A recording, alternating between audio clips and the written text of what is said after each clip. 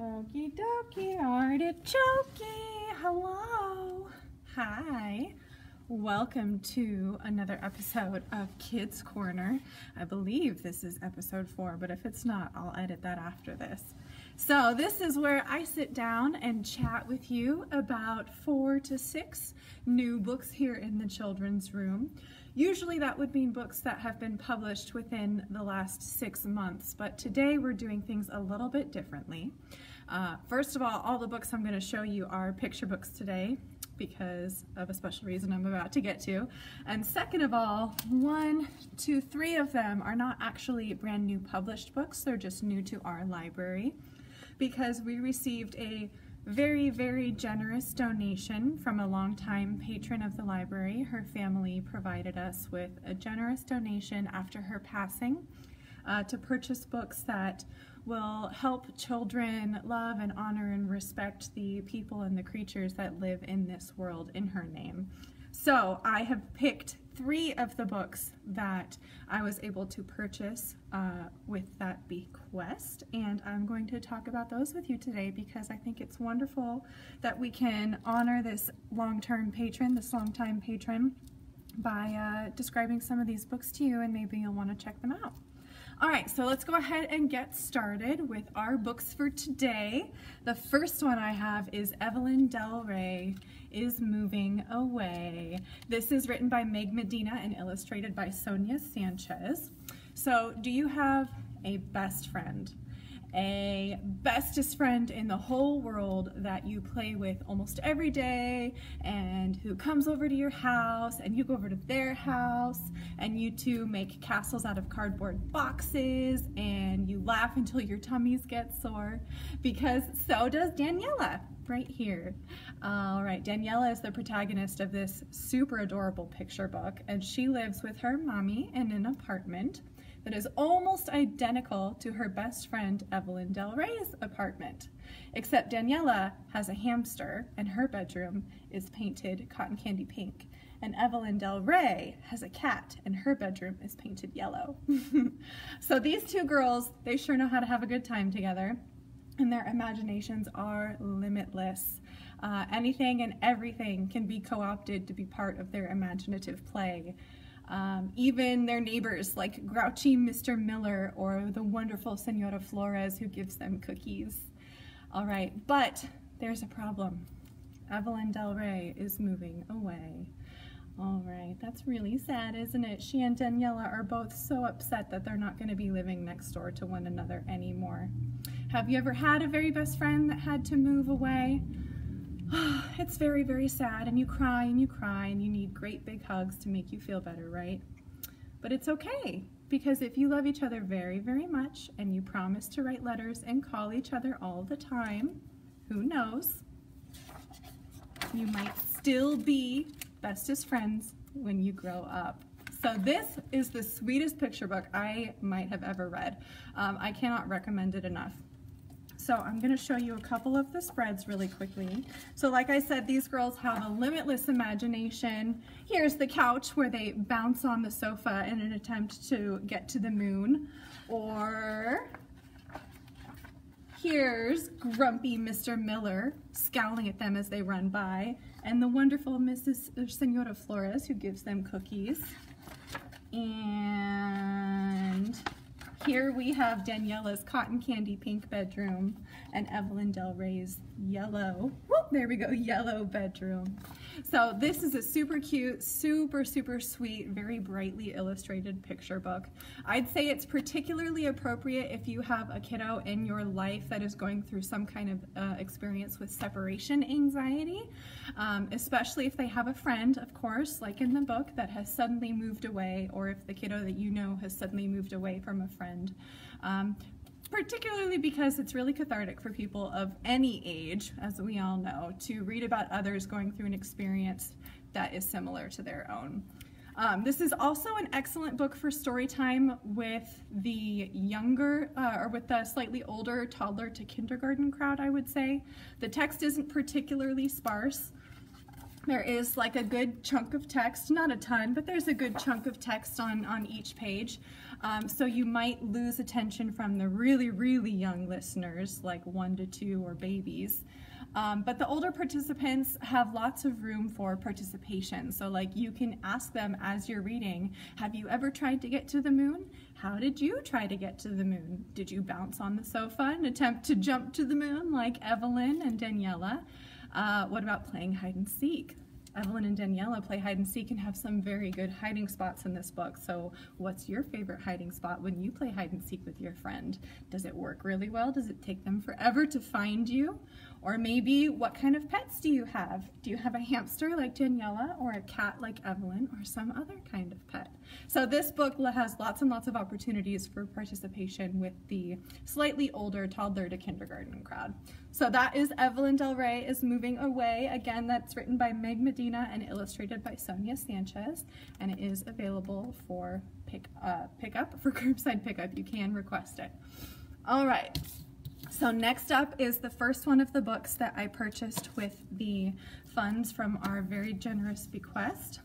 You can tell which books these are because they have this book plate right here saying Discover and Liberate the Human Spirit Through Reading, and then the name of the person whose bequest allowed me to purchase these books. So this is the first one of those books. We're going to start off by talking about The Best Eid Ever, which is written by Asma Mobin-Udin. I believe that's how you pronounce it, Asma Mobin-Udin, and illustrated by Laura Jacobson. All right, so this book celebrates Eid al-Adha. I don't know how much you know about the Muslim calendar, but there are 2 Eids. One is to celebrate the end of Ramadan, and one is to celebrate the relationship between God and Abraham in the Quran.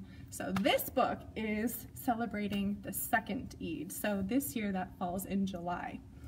So this story centers around Anisa, who wakes up the morning of the first day of Eid and misses her parents terribly.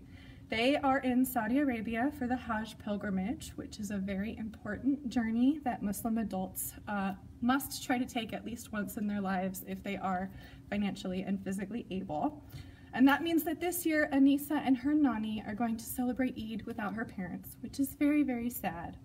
So although they open beautiful presents together, one of which is that really pretty dress that she's holding up on the front, so even though they open up their beautiful Eid presents together and they make delicious food together, Eid just isn't the same without mom and dad there.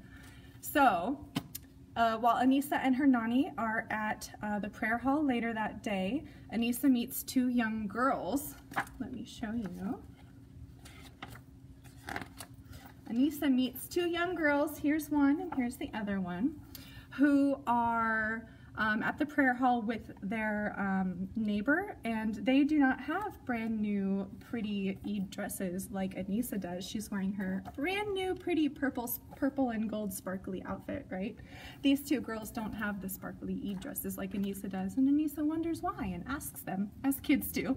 And they respond that they don't have any new dresses because they have moved to America after their home was destroyed in a fire in their home country. So they are refugees in the United States, and they do not have the money to have really bright, shiny, sparkly new Eid dresses every year like Anisa got this morning from her parents. Well, her grandma gave her the gift, but it was from her parents.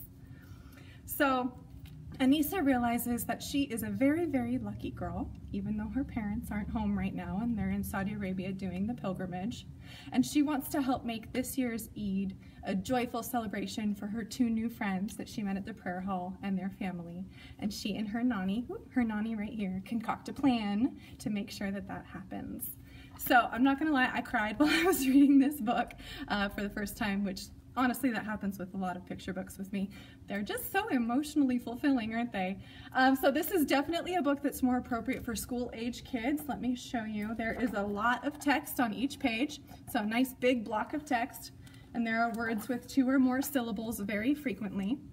So I would say if you've got younger kids, they're going to need a lot of assistance from adults to figure out what's happening and pick up on contextual clues. And you might lose their interest because it takes a good, I don't know, if you're reading it out loud, probably a good 10 minutes to read the book, depending on what speed you're reading, and with the younger kids, you generally want to read slower anyway, right? It also includes a glossary of Arabic words at the back because there are some words that you may not be familiar with, so it will provide you with pronunciation and then a description of what they are, as well as some author's notes explaining what the Hajj pilgrimage and Eid al-Adha is, as well as who Abraham, Hagar, and Ishmael are. All right, and I would recommend this book for any story time with an older crowd of school-age kiddos, particularly if you read it during an Eid celebration, right, for like an Eid story time or something. It also makes an excellent learning resource for a unit on world cultures or world religions or world holidays. And I think if there are any kiddos in your life who are struggling with missing a mom or a dad or another close friend, kind of like Evelyn Del Rey is moving away, this would also be a wonderful way to help them cope with that feeling and maybe introduce them to the idea that helping others when you're very sad can sometimes lift your own spirit. So that is The Best Eid Ever, again written by Asma Mobin Udin, I hope I'm pronouncing that correctly, and illustrated by Laura Jacobson. All right, so our next book is a really sweet one. This is another one that's brand new published. This is not one of the ones that was purchased with the bequest. And this is called Raven, Rabbit, Deer by Sue Farrell-Holler and illustrated by Jennifer Faria. All right, so I know we don't get very much snow here in the Ukiah Valley, but we do sure have lots of wild animals, don't we? So have you ever taken a walk in the woods and tried to pick out all of the different animals that you see while you're walking? Or if you see little tracks that look like twigs, do you know who made them? Or maybe the tracks that look like little hearts that have been split in half. Like, let me see if I can pick them out.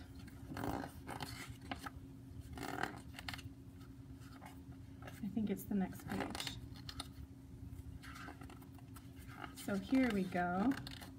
Here are the little tracks, the tracks that look like little hearts that have been split in half, right? So if you see those walking around, do you know what those ones are?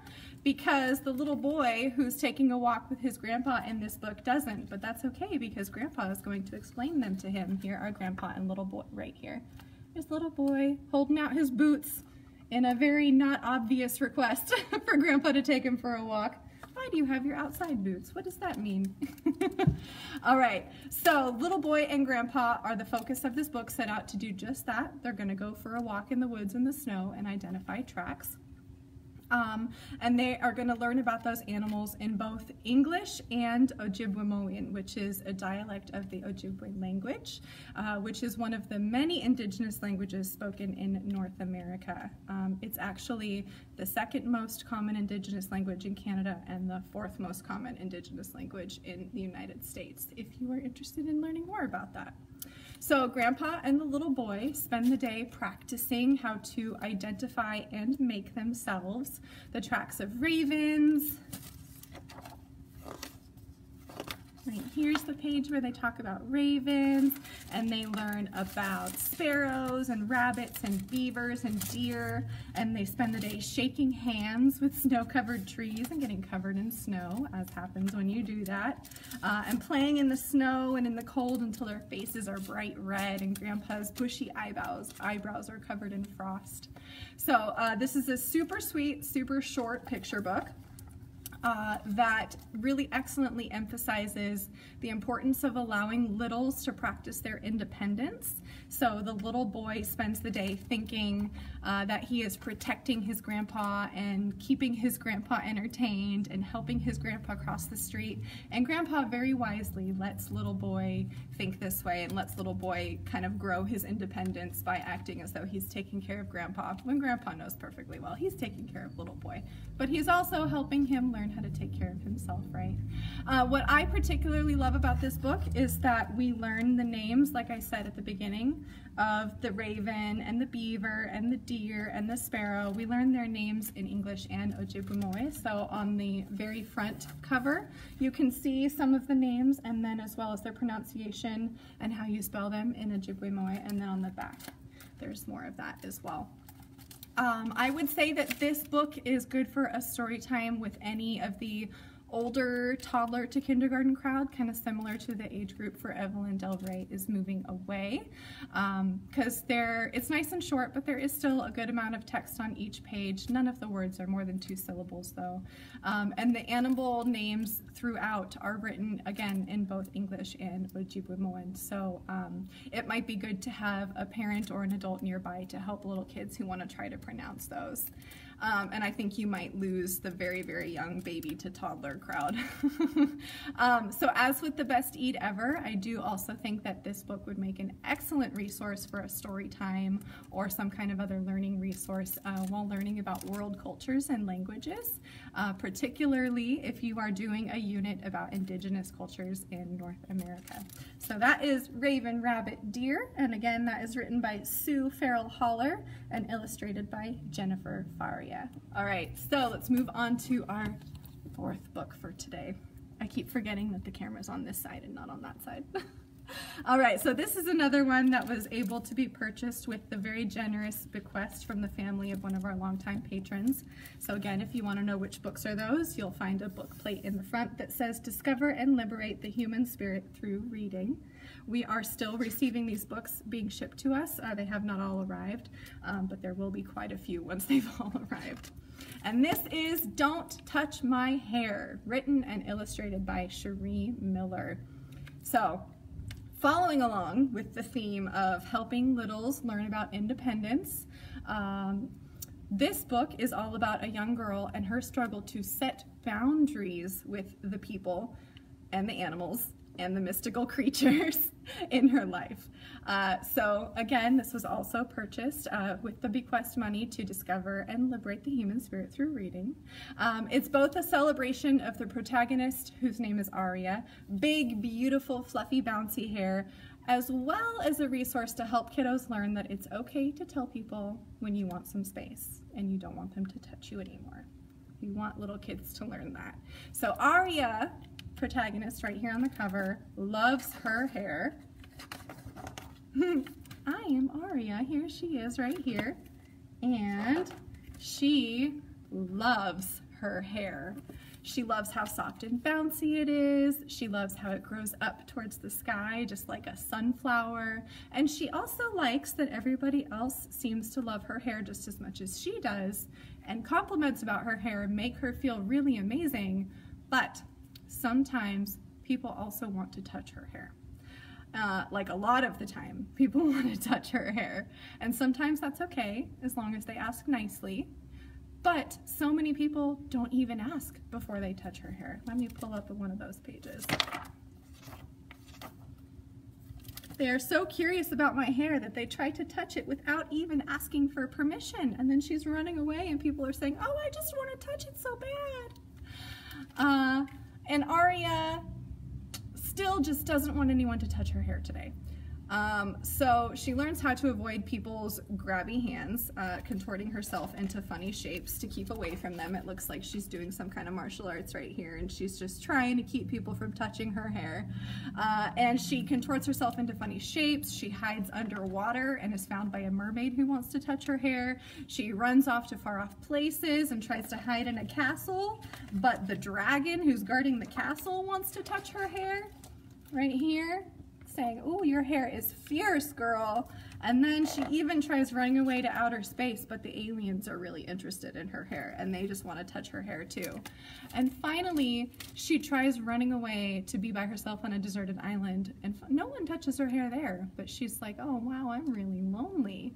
So finally, she goes home and she decides to herself, you know what? No, it is perfectly okay for me to tell people, no, you cannot touch my hair today. I love this book so much.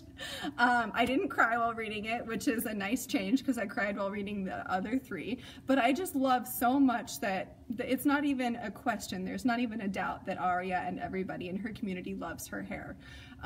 It's never a doubt at all, and everyone loves it so much that they all just want to touch it after all. I would recommend this book for any story time at all, from the babies to the pre-K to the school-age kiddos. Every age group can find something to enjoy. Like I showed you earlier, the text is pretty sparse. There's really not much writing on each page. Here on the alien page, there's just one little text bubble and one sentence, and that's pretty average for the entire book. And there are eye-catching illustrations on every spread, which will keep the attention of the youngest crowd. Lots of bright colors, lots of little details for them to look at, especially if you do a special voice for each of the people or creatures or animals or like mystical beings that tries to touch Arya's hair. That'll keep them super entertained. And then for the toddler through the pre-K crowd, they can start learning with this book about setting good boundaries, and they can enjoy giggling at all of the funny lengths that Arya goes to try to avoid this unwanted hair touching, even from a dragon and aliens and monkeys and a mermaid, like I said. And then for the older school age crowd, it gets a little more serious. I think they can use this book, or the adults in their lives can help them use this book as a segue into a conversation about things like appreciating all the different types of hair that exist in people all over the world, and even learning about things like consent and setting boundaries, and learning how to ask for permission to touch others, and learning how to have other people ask for permission to touch you, so that, you know, I don't know if any of you know any kiddos who struggled with hugging when they were little, but that's something that I personally had to deal with. I did not like being hugged without people asking my permission first when I was really little. And if I had had a book like this that told me, no, it's okay for you to say no, ask me permission first, I don't want to be hugged today, that would have been a really nice thing for me to have. So I think this is a really good book to kind of segue into that kind of conversation for the older school age crowd as well. So, A+, 100%, 10 out of 10. I cannot recommend this book enough. It was super, super cute, and I giggled a lot while I was reading it, which is always a good sign. All right, so for our last book, we're going to talk about, oh, this one made me cry a lot, man, Maddies Fridge. So, again, this is one that we purchased with the bequest. It has the nice little book plate on the inside, Discover and Liberate the Human Spirit Through Reading. This book is another one that was not published within the last 6 months. It's actually from 2014, but it is new to our library.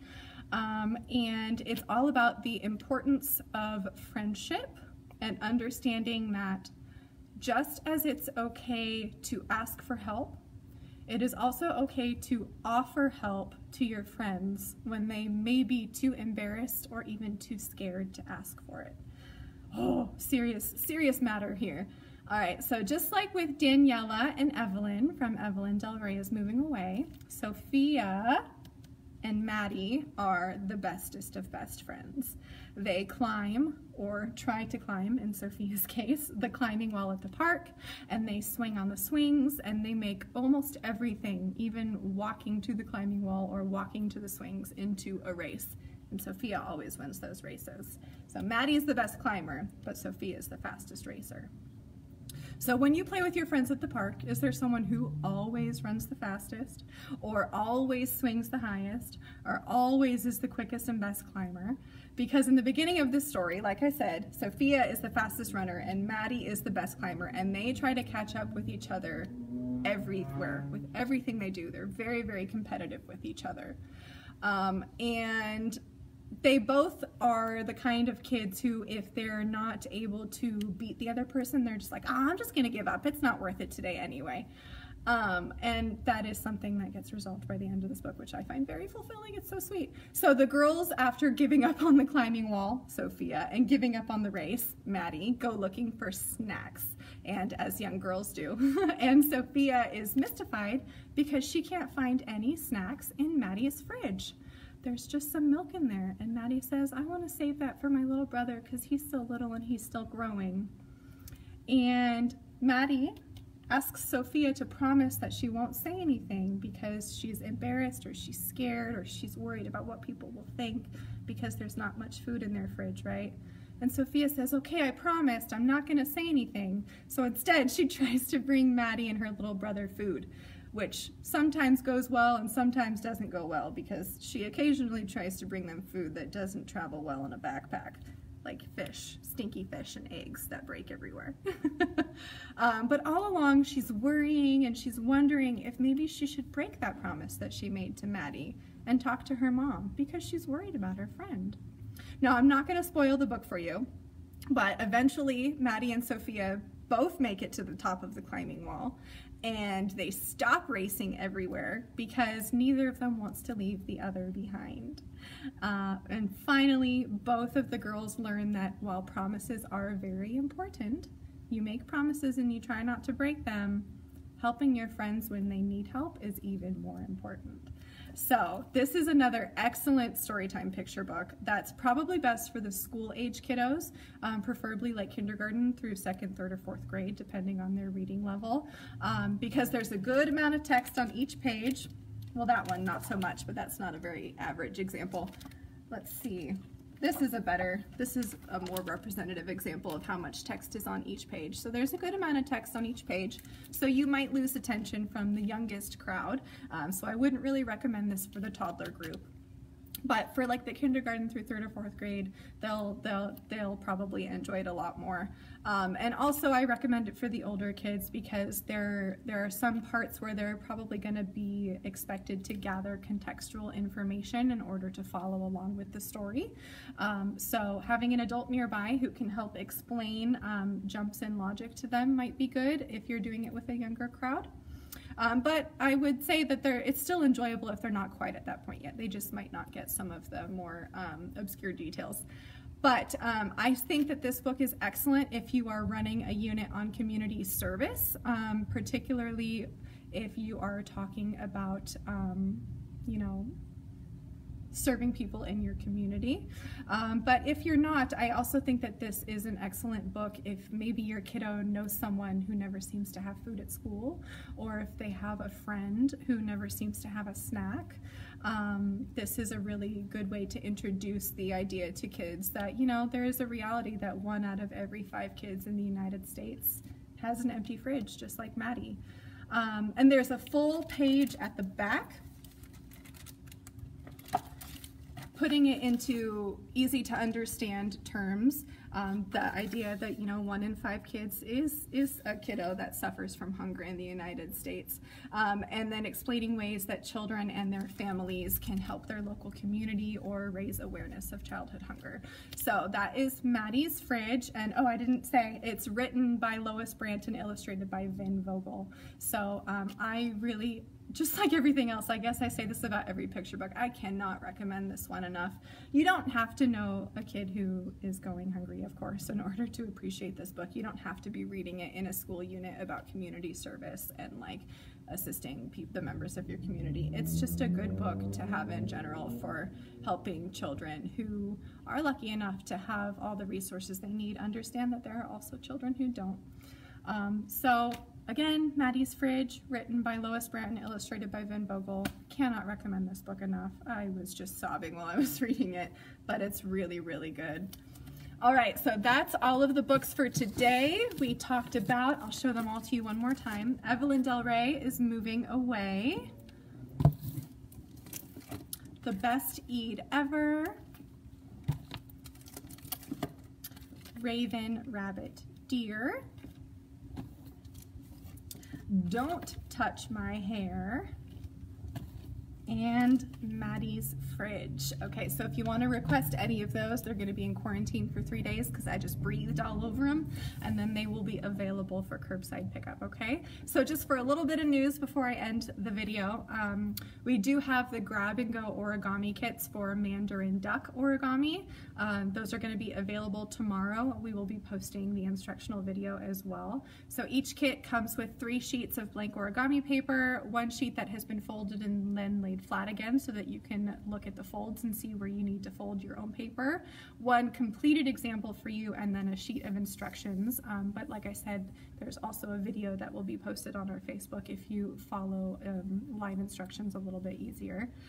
It's a limit of 2 kits per household, although if you are wanting them for a classroom or a play group at a daycare or something, we also are willing to do up to 10 kits per classroom. So just give us a call at 463-4490 if you would like to request some of those. And as another little bit of news, the Teen Discord server is launching tomorrow. Again, that's Friday, February 26th. This is a free virtual invite-only space for teens to gather and talk about whatever they like. For more information, just go to mendolibrary.org and hover your mouse over the tab at the top that says About. So on the home page, you know, the tab where it's like saying like discover, read, there's a tab that says About. Just hover your mouse over that tab and click on press releases, and then you just select the new Discord server press release, and there will be more information about the Discord server on that page.